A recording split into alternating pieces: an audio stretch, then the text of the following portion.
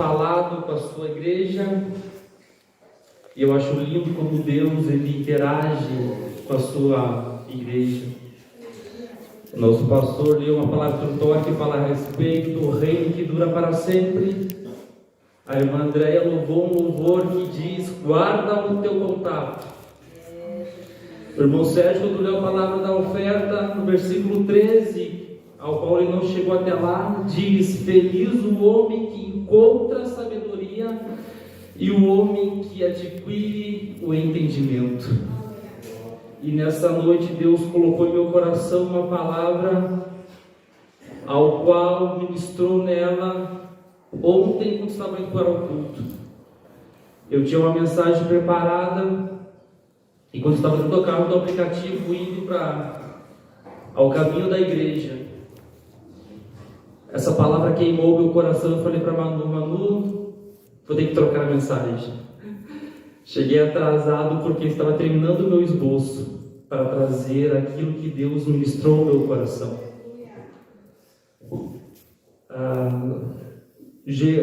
Segunda Reis, capítulo 22, vou ler alguns versículos, que diz assim a palavra de Deus. Josias tinha 8 anos. Segunda Reis, capítulo 22. Todos acharam? Amém. Josias tinha 8 anos quando começou a reinar, e reinou 31 anos em Jerusalém. E o nome da sua mãe era Gedita, a filha de Adaias de Boscate. E ele fez aquilo que era reto à vista do Senhor, e andou em todos os caminhos de Davi, o seu pai, e não se desviou para a direita e nem para a esquerda. O versículo 8: e Euquias, o sumo sacerdote, disse a Safã, o escriba: encontrei o livro da lei na casa do Senhor. E Euquias deu o livro a Safã e o leu. Versículo 10: e Safã, o escriba, apresentou ao rei, dizendo: Euquias, o sacerdote, entregou-me um livro. E Safã o leu diante do rei. E sucedeu, quando o rei havia ouvido as palavras do livro da lei, ele rasgou as suas vestes. O versículo 18: porém o rei de Judá, o qual vos enviou para consultar o Senhor, assim direis a ele: assim diz o Senhor, Deus de Israel, no tocante às palavras que tens ouvido, como o teu coração foi eterno, e tu te humilhaste diante do Senhor quando ouviste o que eu falei contra este lugar e contra os seus habitantes, de que ele se tornaria uma desolação e uma maldição, e rasgaste as suas vestes e choraste diante de mim, eu também te ouvi, diz o Senhor. Pode tomar seu assento em nome de Jesus.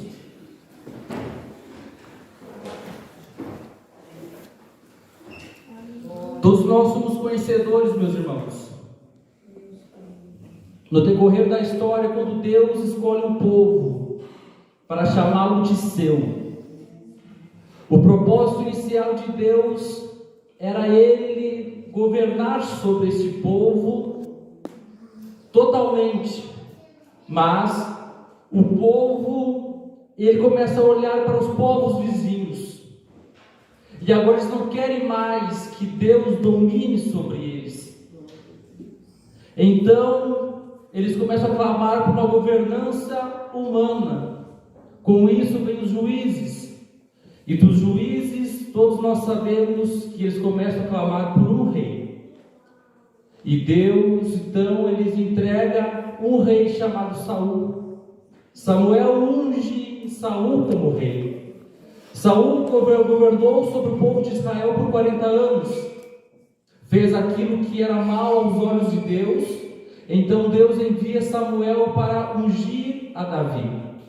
Davi também ele reina por 40 anos. Então Davi, na sua velhice, ele coloca seu sucessor, Salomão. E por coincidência, Salomão também reina por 40 anos. Na sua morte, onde ocorre em 931 a.C., Roboão, filho de Salomão, assume o lugar de seu pai Salomão e começa a reinar. Só que Roboão, ele pesa a mão sobre o povo de Israel, ao ponto do povo se dividir em dois reinos. Agora aquele povo que era unificado se torna dois reinos, e todos nós sabemos que se tornou o povo do reino do norte, chamado povo de Israel, e o reino do sul, chamado reino de Judá. E os reis naquela época que governavam esses dois reinos eram Roboão, filho de Salomão, e no reino do sul, Roboão reinava no reino do sul, e Jeroboão reinava no reino do norte, onde havia as 10 tribos. Só que Jeroboão, numa forma política, e por medo de perder o seu povo, porque o templo ficava no reino do sul, em Jerusalém, para impedir que esse povo subisse até Jerusalém, Jeroboão ele constrói 2 templos, um em Dan e outro em Betel. Em cada templo ele constrói, manda confeccionar 2 bezelos de ouro e começa a idolatrar aqueles bezelos de ouro. E o interessante é que esse texto ao qual que nós lemos, esse rapaz chamado Josias, ele foi anunciado lá em 1 Reis, capítulo 13, versículo 1 e versículo 2. Quando aparece Jeroboão em cima do altar, acendendo incensos a outros deuses, Deus envia um profeta lá do reino do sul ao reino do norte para profetizar contra Jeroboão e o reino do norte. E o profeta diz assim: e ele gritou contra o altar na palavra do Senhor e disse: ó altar, altar, assim diz o Senhor, eis que uma criança nascerá à casa de Davi, de nome Josias, e sobre ti ele oferecerá os sacerdotes nos lugares altos que queimam incenso sobre ti, e os ossos dos homens que serão queimados sobre ti. Este profeta, exatamente há 336 anos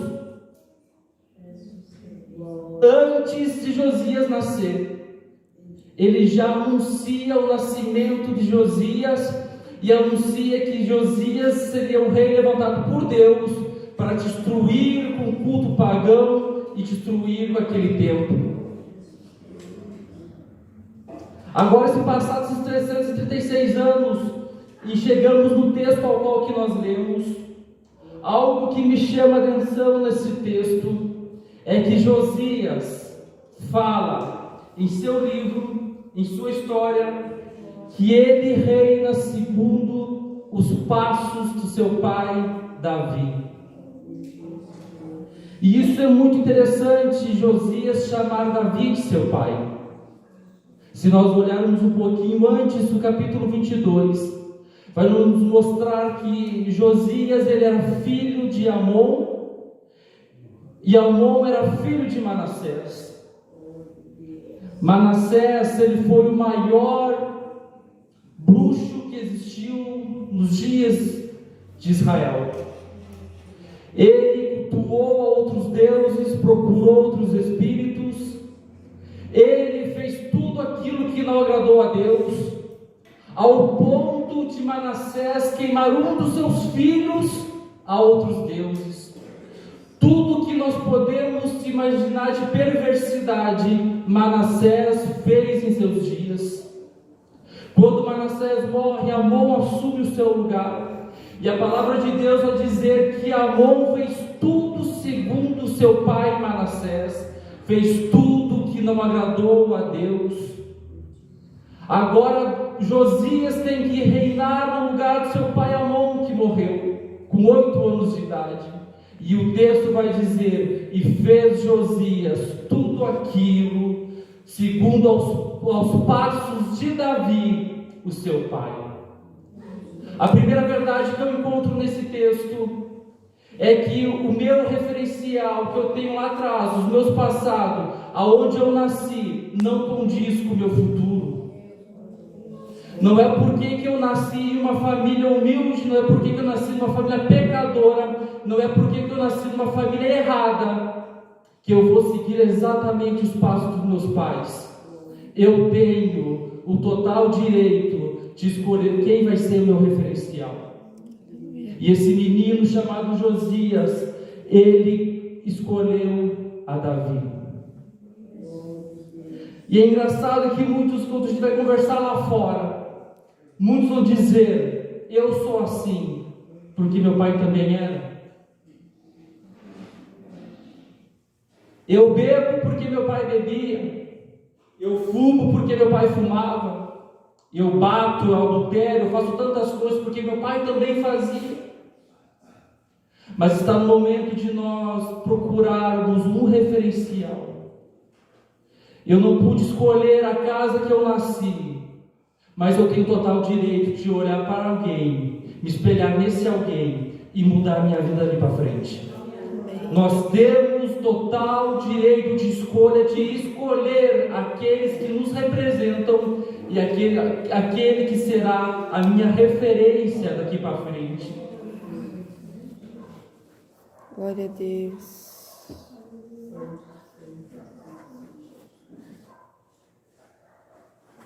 A segunda verdade que eu encontro nesse livro, ao qual nós acabamos de ler.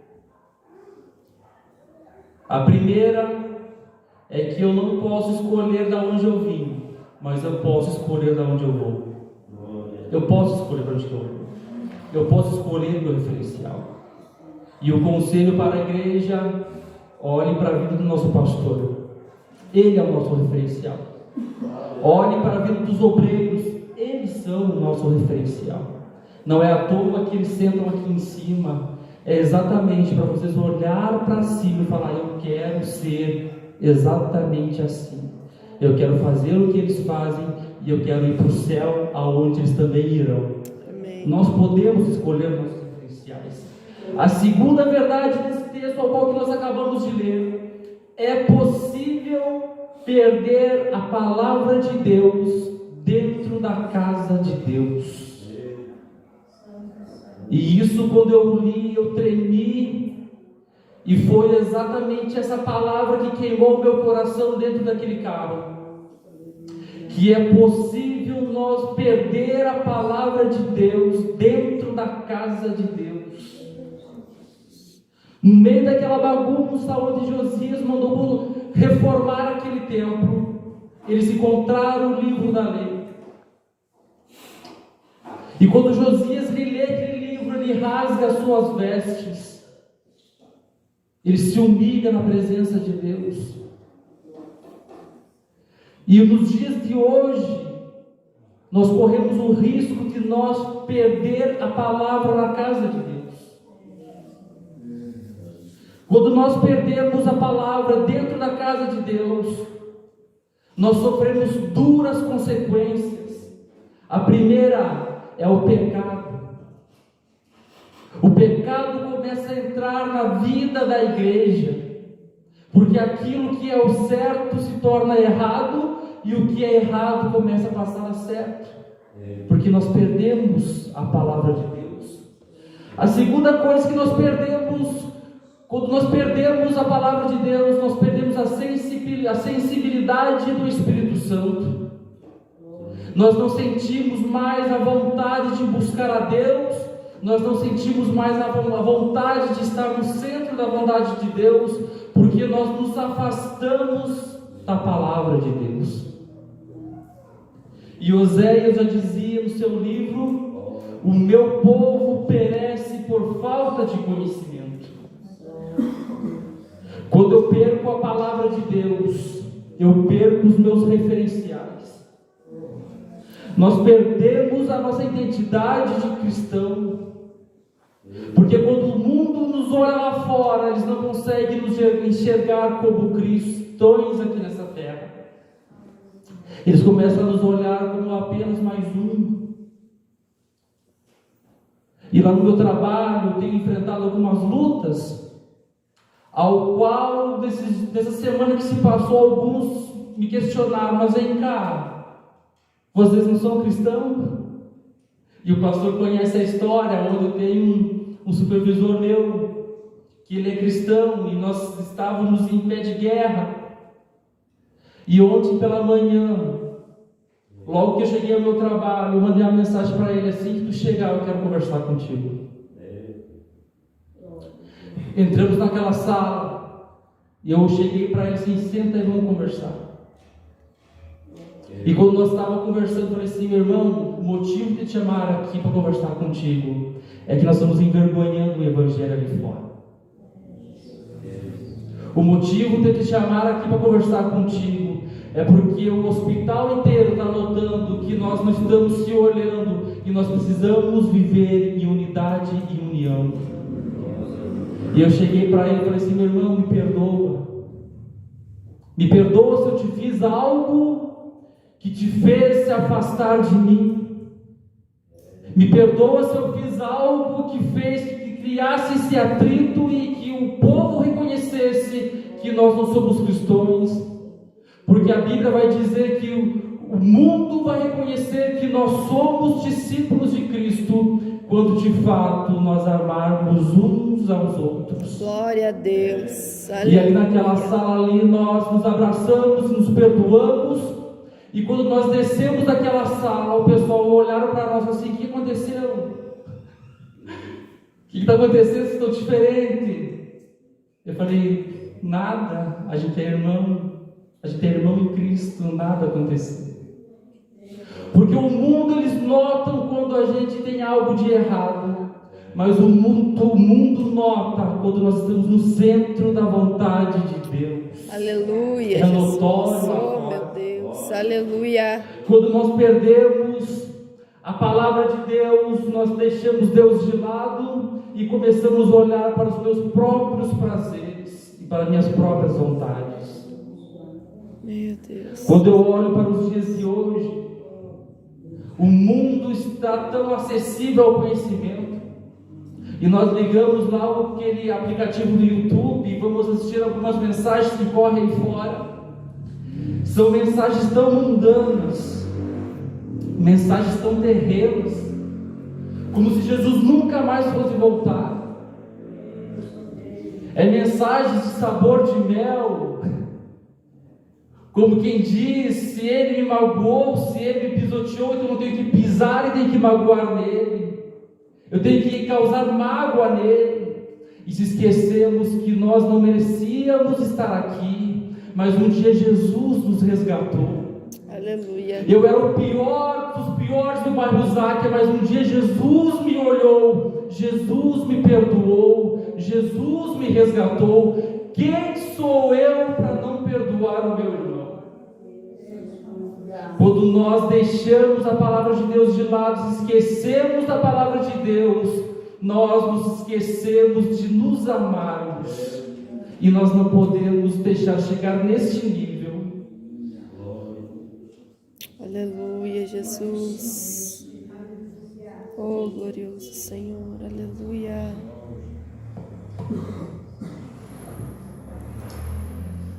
Meus irmãos, e é triste quando às vezes eu venho estar discipulado, me vem na cabeça agora.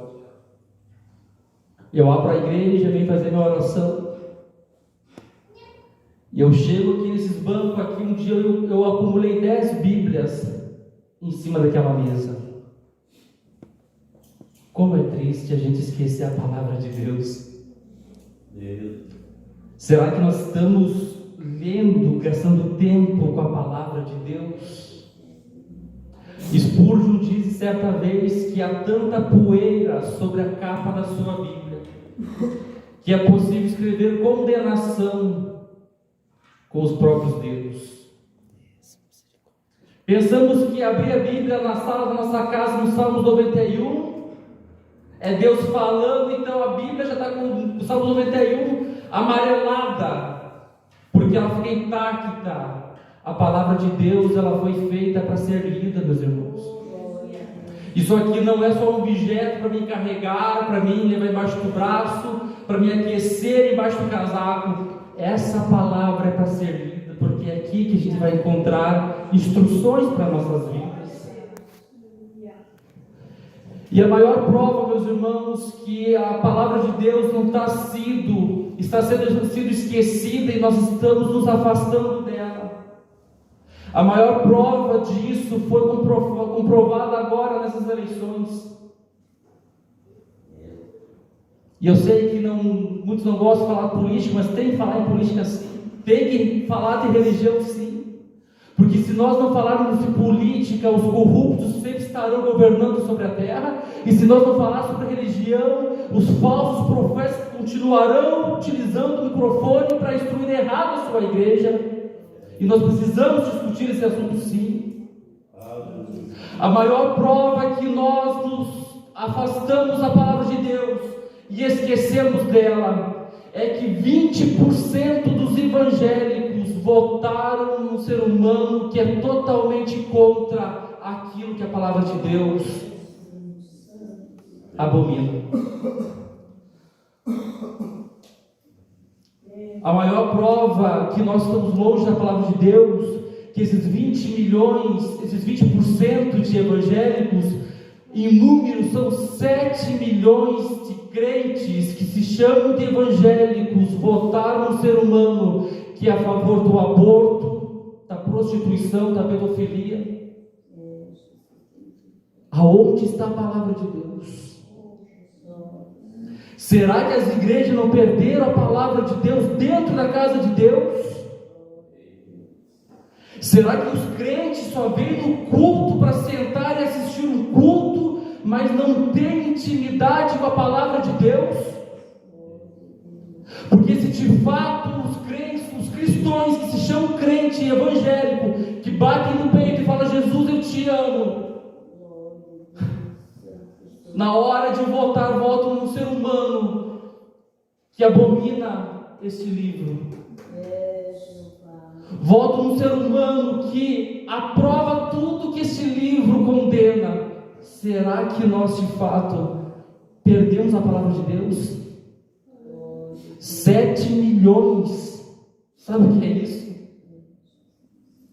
Votaram num ser humano que é contra a palavra de Deus. Isso é perder a palavra de Deus dentro da casa de Deus. Deus, misericórdia. Oh, Jesus amado. Nós não podemos, meus irmãos, perder essa palavra. Eu não posso perder esse livro dos meus olhos. É nesse livro que eu vou encontrar luz para o meu caminho. É na palavra que eu encontro o meu norte. É nessa palavra que eu encontro a verdade que liberta, a verdade que cura, a verdade que salva. É nessa palavra que purifica o ser humano. É nessa palavra que nós encontramos o caminho para o céu. É ela que nos mostra o quão miserável eu sou, o quão pecador eu sou, e o quanto eu dependo desta palavra, porque ela é a minha vida. Ela é o pão, ela é a água, ela é o meu conforto, é a palavra de Deus. Como é que nós vamos deixar a palavra de Deus se perder dentro da casa de Deus? Isso aqui não é apenas um livro bonito. Ela é a palavra de Deus, é a boca de Deus falando com a sua igreja. Quando Josias lê essa palavra que se perdeu e encontra, é engraçado que Josias ele mandou reformar o templo, e o templo tinha até casa de sodomitas dentro do templo. Tinham tantos altares e outros deuses estranhos dentro do templo, mas só que Josias mandou reformar. Mas no momento que ele lê a palavra, ele rasga as suas vestes, ele se humilha, ele chora. E daí que ele concretiza aquela profecia que nós lemos lá em 1 Reis, capítulo 13, 1, 2. Que Deus enviaria um rei que destruiria aquele culto pagão. E assim Josias ele fez, depois que ele teve o conhecimento desta palavra. Ele acabou com os altares, destruiu com os postes ídolos, acabou com aquele culto profano. E a palavra de Deus vai nos dizer que ele institui uma Páscoa, um culto que havia se perdido.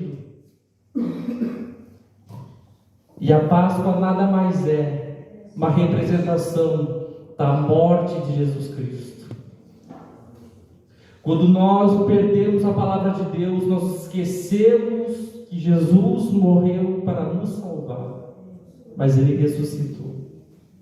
Agora Josias institui o maior culto de Páscoa que nunca se ouviu. E se vocês quiserem ler 2 Crônicas 35 em casa, leiam, para você ter a noção da proporção que foi aquele culto que Josias fez. Josias ele foi o último rei justo que pisou nas terras de Judá. E logo após isso, seus filhos se corromperam, se esqueceram de Deus. Mas nessa pequena passagem que nós acabamos de ler no capítulo 22, que fala a respeito desse rei Josias, ele nos mostrou qual é a consequência de quando nós perdemos a palavra de Deus. Mas ele nos mostrou também que é somente através desta palavra podemos reconhecer aonde eu estou, quem eu sou e para onde eu vou. Que a igreja não venha perder essa palavra. Que nós não viemos nos afastar ao ponto de nós perder esta palavra. E não estou só dizendo em perder no culto, deixar em cima do banco, não. Nós não podemos perder a intimidade na leitura desta palavra. Fique em pé, por gentileza.